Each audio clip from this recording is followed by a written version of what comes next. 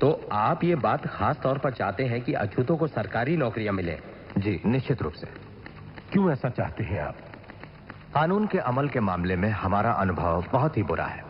अधिकतर मामलों में कानून का उपयोग पिछड़ी जाति के लोगों के विरुद्ध हुआ है। मैं मानता हूं कि आप अछूतों की बेहतरी के लिए हमेशा कोशिश में रहे हैं, लेकिन क्या सवर्ण आपकी इस काम में मदद करते हैं?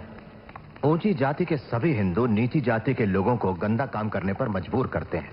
वो सोचते हैं कि अछूत अगर ये काम करना छोड़ देंगे तो उनका जीवन स्तर सुधरने लगेगा और वो सवर्णों की हर स्तर पर बराबरी करेंगे। हिंदुस्तान का संविधान अछूतों के साथ सही बर्ताव करे, इसके लिए आपके मुताबिक क्या सही तरीका हो सकता है? सबसे पहली बात तो मैं आपके सामने ये रखनी चाहूंगा, हमारा यह दावा है कि पिछड़ी जाति वालों को हिंदू जाति से अलग रखकर अल्पसंख्यकों की तरह बर्ताव किया जाए। दूसरी बात, पिछड़ी जाति के अल्पसंख्यकों को दूसरे किसी भी अल्पसंख्यक जाति से अधिक राजनीतिक संरक्षण की आवश्यकता है। वो भी इस वजह से क्योंकि अछूत हमेशा शिक्षा के क्षेत्र में पिछड़ा हुआ, आर्थिक दृष्टि से गरीब, सामाजिक रूप से गुलाम और यहां तक कि राजनीतिक दृष्टि से कमजोर रहा है और किसी भी अन्य संप्रदाय की तुलना में। इसलिए हमारा दावा है आरक्षण का, और वो भी वयस्क मताधिकार के साथ। और वयस्क मताधिकार ना हो तो?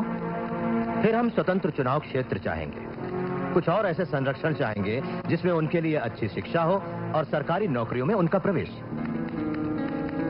मिस्टर सोलंकी, क्या आपका भी यही मानना है? हाँ, बिल्कुल।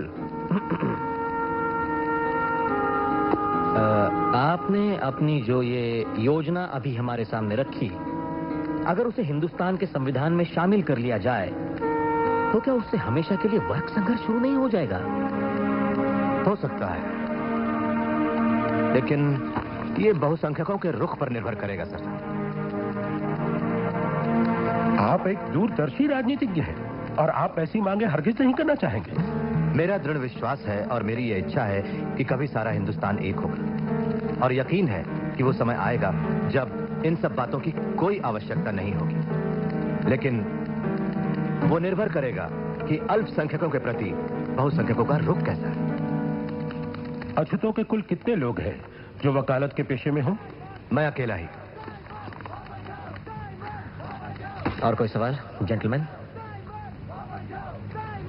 Thank you, doctor Ambedkar, mister Solanki. Thank you major.